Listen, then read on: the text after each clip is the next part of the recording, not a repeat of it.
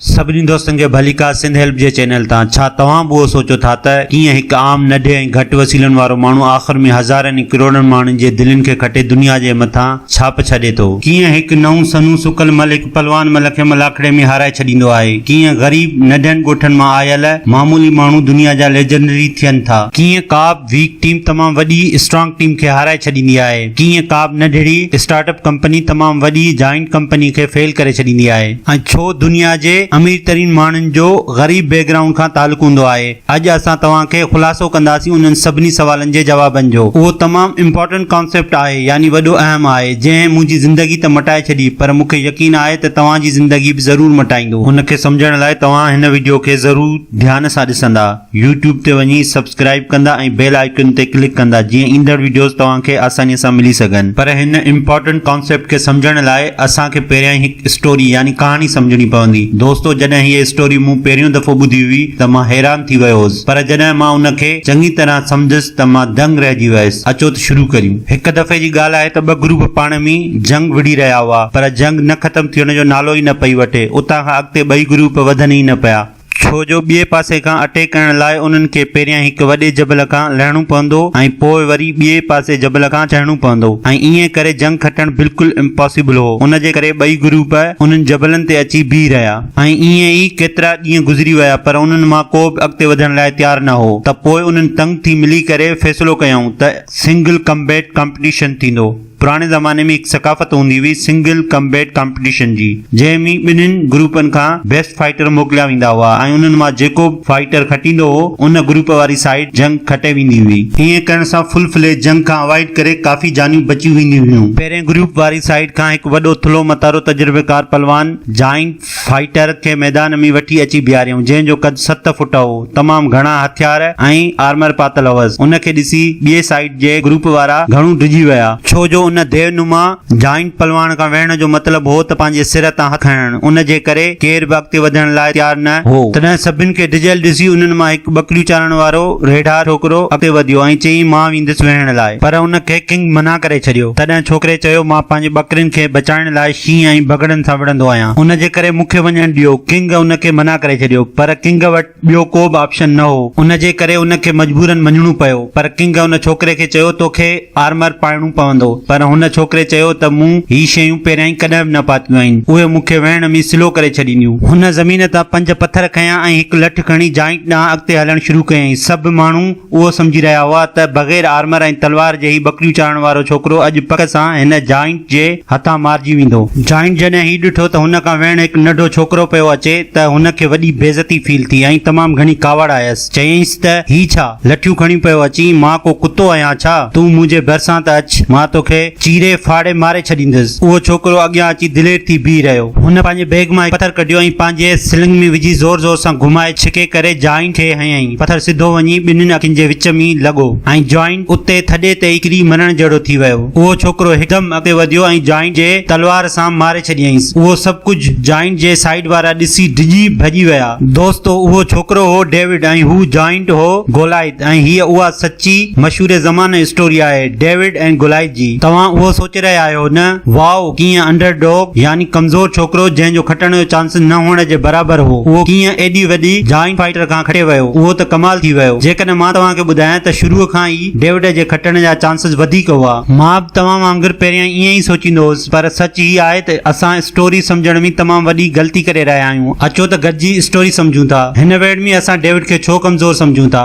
पहिरियों छो जो हू नंढो ॿारु आहे, गोलायत जाइंट आहे, ॿियो गोलायत एक्सपीरियंस फाइटर आहे ऐं डेविड हिकु शेफर्ड आहे। टियों, गोलायत वटि मॉडर्न हथियार आहिनि ऐं डेविड वटि बस हिकु स्लिंग आहे। पर हिते असां सभु हिकु वॾी ग़लती करे रहिया आहियूं। पुराणे ज़माने में 3 तरह जा वॉरियर्स यानी सूरमा हूंदा हुआ। कैवलरी यानी घोड़े सवार, इन्फेंट्री यानी तलवार सां वेहण वारा, आर्टिलरी यानी तीर अंदाज हूंदा हुआ। स्लिंग बि आर्टिलरी में अचनि था। स्लिंग उहे हूंदा आहिनि जंहिं वटि हिकु पाउच यानी ॻोथरी हूंदी आहे, जंहिं में 2 रसियूं ॿधल हूंदियूं आहिनि, जंहिंखे असां आसान सिंधीअ में खांबाणी चवंदा आहियूं। उन ॻोथरीअ में पत्थर रखे ज़ोर ज़ोर सां घुमाए करे हणे थो ऐं उहो पत्थर उन ॻोथरीअ मां निकिरी करे वञी उन टारगेट जा ते लॻे थो। ही स्लिंग ई आहे जेको डेविड वटि हो। ही उन दौर जो तमामु वॾो ख़तरनाक हथियार हूंदो हो। जेकॾहिं असां स्लिंग खां को पत्थर ज़ोर सां उछलाईंदासीं उन जो पावर मेयर कयूं त उहो बराबरि हूंदो 45 मिलीमीटर हैंड गन जे। उन जो मतिलबु उहो केॾो न ख़तरनाक हथियार हो। स्लिंग जी एक्यूरेसी ॾिसूं था त एक्सपर्ट असांखे ॿुधाइनि था त उन ज़माने जो स्लिंग हवा में उॾामंदड़ पखीअ खे मारे छॾींदो हो। उन जो मतिलबु जिथां खां डेविड सिधो बि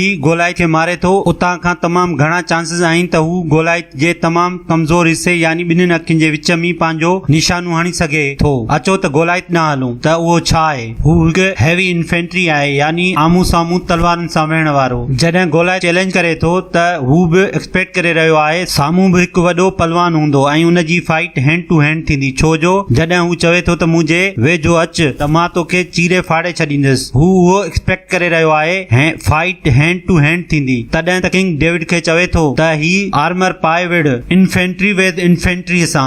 डेविड त उहो सोचे ई वेहण लाइ न पियो वियो। हैंड टू हैंड फाइट सां गोलाइथ खे हाराइण इम्पॉसिबल हो। डेविड हिकु शफर्ड हो। हिन कॾहिं तलवार यूज़ न कई हुई। हिन हमेशा पंहिंजो स्लिंग यूज़ कई हुई पंहिंजे बकरिन खे शींहं ऐं गिदड़नि खां बचाइण लाइ। हुन जी स्ट्रेंथ यानी ताक़त हुन जी स्लिंग हुई जेको तमामु वॾो पावरफुल हथियार हो। दोस्तों हिते असां न सिर्फ डेविड जी स्ट्रेंथ खे ग़लति समझी रहिया आहियूं पर असां गोलाइथ खे समझण में बि ग़लती करे रहिया आहियूं। गोलाइथ एतिरो स्ट्रांग न आहे जेतिरो तव्हांखे लॻी रहियो आहे। जेकॾहिं असां पूरे गौर सां ॾिसंदासीं त गोलाइथ खे फाइट करण लाइ मैदान में बि केरु ॿियो वठी अचे थो। छो उहो थोरो तव्हांखे अजीब नथो लॻे? एतिरो वॾो फाइटर खे कंहिं ॿिए जी मदद छो खपे मैदान में आणण लाइ? हिकु ॿी इंटरेस्टिंग शइ तव्हां नोट कई त गोलाइथ चवे थो त मूं ॾे लठियूं खणी छो पियो अची, पर डेविड जे हथ में त सिर्फ़ हिकु लठ हुई जॾहिं त गोलाइथ खे हिक खां वधीक लठियूं नज़र अची रहियूं हुयूं। हिन सवाल जो जवाब मिले थो असांखे मेडिकल साइंस खां त गोलाइथ हिकु वॾो जॉइंट आहे। जॉइंटिज्म हिकु हार्मोनल डिसऑर्डर आहे यानी हिकु बीमारी हूंदी आहे। जॉइंटिज्म हिकु कॉमन फॉर्म आहे एक्रोमेगली जो जंहिंजे करे ट्यूमर थी वेंदो आहे ऐं तव्हांजा हार्मोनल ग्लैंड ज़रूरत खां वधीक इंसानी हार्मोनल रिलीज कंदा आहिनि जंहिंजे करे मेजर साइड इफेक्ट ही थींदो आहे जो तव्हांजे अखियुनि खे कमज़ोर करे छॾींदो आहे ऐं डबल विजन यानी हिकु शइ जे बदिरां ॿ ॾिसण अचनि थियूं। तॾहिं त गोलाइथ खे हिकु लठ जे बदिरां हेकांदियूं लठियूं ॾिसण में पे आयूं। जॉइंट्स नियर साइडेड हूंदा आहिनि, परे खां न ॾिसी सघंदा आहिनि। उन जो मतिलबु हुन खे सिर्फ़ वेझो नज़र ईंदो आहे। तॾहिं त ॿिया गोलाइथ खे मैदान में वठी आया हुआ छो जो हुन खे केॾां वञणो हो उहो त हू ॾिसी ई न सघंदो हो। गोलाइथ डेविड खे चवे थो त तूं मुंहिंजे वेझो अच त तोखे चीरे छॾींदुसि। ही जुमिलो मुंहिंजे वेझो अच उहो ॾेखारे थो त गोलाइथ केतिरो कमज़ोर आहे छो जो डेविड उन खे परे खां ॾिसण ई नथो अचे। दोस्तो असां उहो ॾिसी सघूं था त गोलाइथ हिकु सिटिंग डक आहे। जेसिताईं डेविड उन जे भरिसां नथो अचे तेसिताईं हू कुझु बि नथो करे सघे। हाणे तव्हां ॿुधायो असां डेविड खे हिन वेड़ में कमज़ोर छो समझूं था?